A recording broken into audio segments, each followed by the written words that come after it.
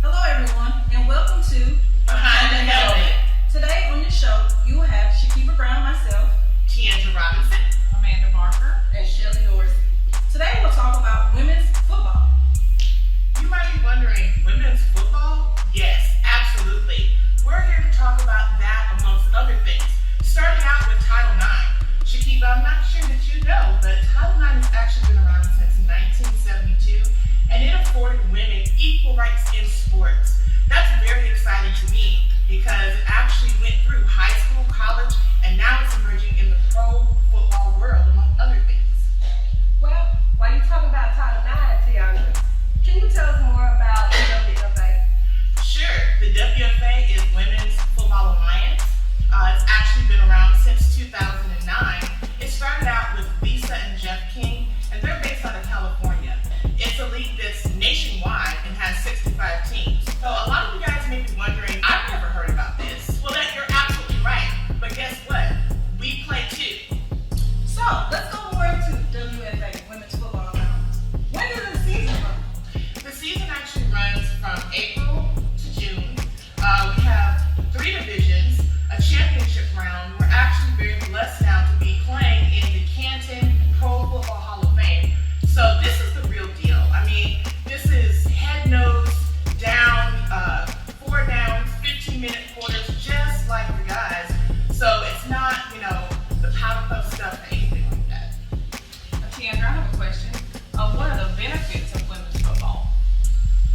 Hitting somebody, of course, but come on, the best thing is to get out there and just enjoy yourself. It's actually a family of folks that come together, a family of women from all different backgrounds. So it's really exciting and something that people wanted to do for a long time.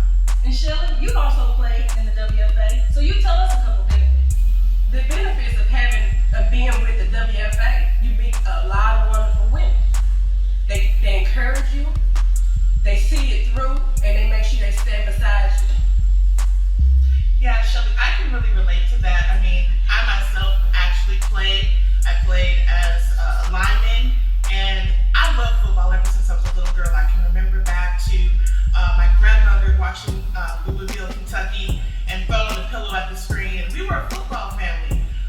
So it was actually really refreshing when I was actually on the other side of the ball, actually on the field, experiencing it. And I had a newfound appreciation for what those guys do every day because it's hard. We get bruised up and, we get banged up and it's a real deal. WFA is making a big impact on the schools. Well, Shelly, I have a question. How young can you be to play? You can be 17. And actually, being 17 is what we look for in the WFA. Is actually something that's emerging. We're having tryouts all over the nation right now in the WFA, and girls are taking advantage of that. Yeah, we even have some 17-year-olds that are coming straight from high school football. Yes, some 17-year-old females are actually playing high school football. For an example, we have Haley Green from St. Martin, Mississippi, who recently was on The Voice. Oh yeah, and she can sing too. Oh, yeah, she can. Yeah. Well, ladies, it's time for us to take a break so we can key in our advertising sponsors, and we'll be back shortly. Stay tuned for more Behind the Helmet.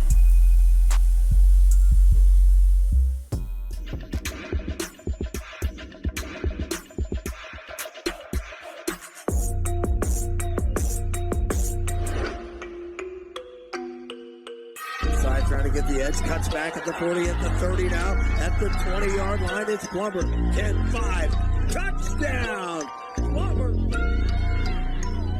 Snap. Hands off, number 22, Mata breaks the tackle up the left, finds an open hole, gets to another tackle and into the end zone for her second. More deep over the middle, has a receiver, touchdown, Ortiz.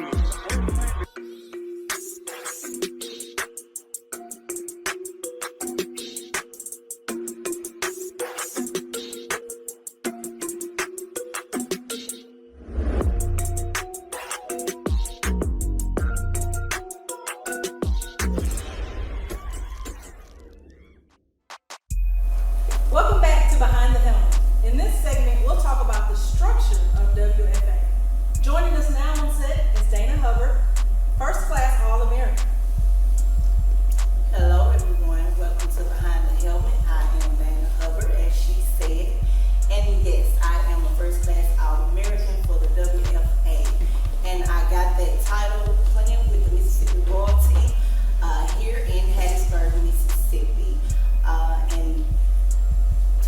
All-American kind of based on your stats and where your stats fall for the season. And whoever has the highest stats, most tackles, for that position, I played strong safety when I received the first class All-American. And when I tell you it was such an honor to be on an All-American team for my first year playing in the WFA, it was awesome. And I am so honored. I will carry that with me all the way to my grandchildren. And we can tell that Dana has passion about this game. Dana and Tiandra actually played on a team together. We're going to get deeper into that in just a second, but let's get some background and structure about WFA. Let's see, Tiandra, can you tell me how a team is established in the WFA? Sure. So there are over 65 teams nationwide, Geneva, and actually you can simply go to WFA Pro Football. That's www.wfaprofootball.com because you can get on the team too. Maybe one. But you can find a map there with teams nationwide. Like I said, as Dana said, there's teams here in Mississippi. We actually established the first team in Hattiesburg, Mississippi, and now there's a team on the coast called the Gulf Coast Monarchy. So right around our back door, you can come and play football and get a lot of excitement out. Okay, well thank you for that. Let's see, how can we become a player? Dana, can you tell somebody how they can become a player in one of these teams? Well, just as Tiandria just mentioned about the website, you can go to wfaprofootball.com. Once you get on there, look for your team in your region, in your state, to sign up. But also, once you find your team in your state, it's always someone there to direct you to the right place. And you get to that team and you sign up with them, just like you have contracts. We have contracts. You have to sign contracts. Go through the whole ordeal, just like being on the NFL team. And although we're not getting paid right now, but we're gonna get there one day. I do believe that.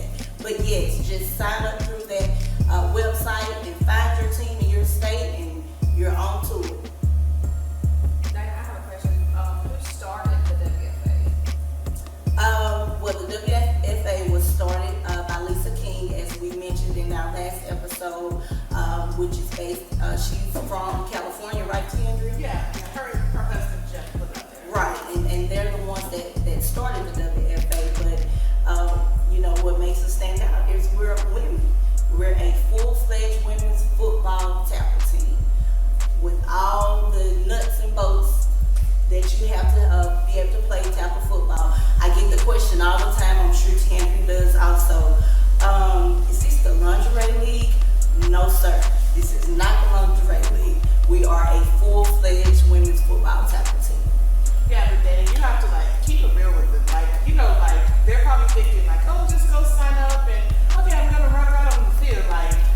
It's deeper than that. You don't need to go deeper than that. It's much deeper. I remember my first time coming out there, and I remember the owner of the team from Vwurld coming out. It's like, no, you gotta play. And I was like, yeah, I always wanted to play, but unfortunately, most of us didn't find out until we're a little bit up in age. Unlike the men. Right. So, right. When you get out there and you start suiting up, I remember the first year getting out there and going head to head at practice, and I got hit a couple times. And once you get that first initial hitting, it's on from there. Because our thing was that we were afraid that, oh gosh, what is it gonna feel like to get hit? But once you are hit, you're ready to hit back 10 times worse. So it made it very exciting just to be out on the field, suited up, ready to play some football. Never heard of here in the state of Mississippi for the last 3 years. So we've been established in Mississippi for the last 3 to 4 years now, because we missed a season because of COVID.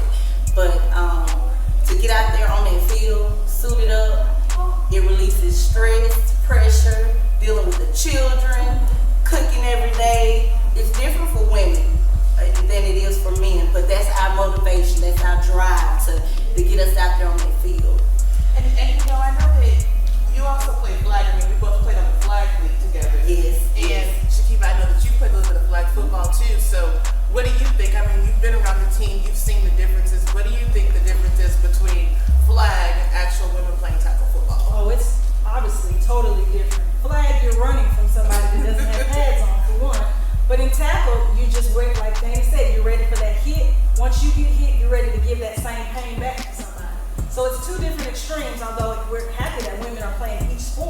But yes, there's two different extremes, being tackled versus flag. Amanda, it's never too late for you to get in the sport. You would absolutely love it because when I first started, I was 39 years old. I said, there's no way that I'm gonna get out there and be able to do what these 20-year-olds doing. Hey, I did a little bit better than some of them. Well, that leads to my next question, because you were saying y'all didn't find out till y'all were older about the league. What is the age of the oldest woman that's ever played, or how old can you be, I guess? Wow, well, you can be as old as or young as you feel, basically. Right, I mean, exactly. literally, we have had people on there, and we had the fortune of going to the championships, which is an awesome experience.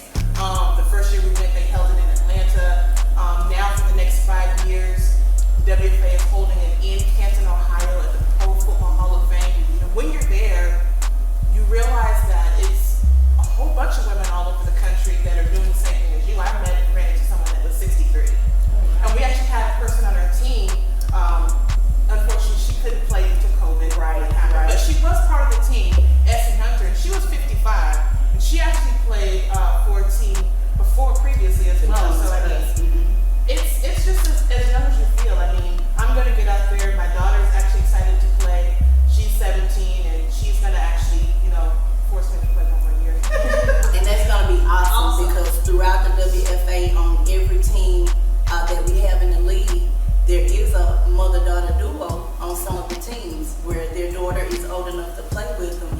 And that's even more awesome, especially for the high school or college ages playing with their mother.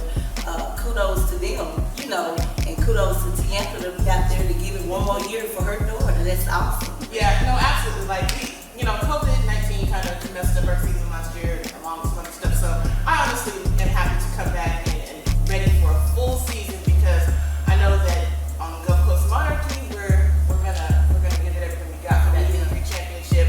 And it's also such a privilege, I think, not only with playing the game of football, but giving back to the youth, giving back to the community is something that we at Gulf Coast Monarchy take it really seriously, but also just throughout the WFA, right?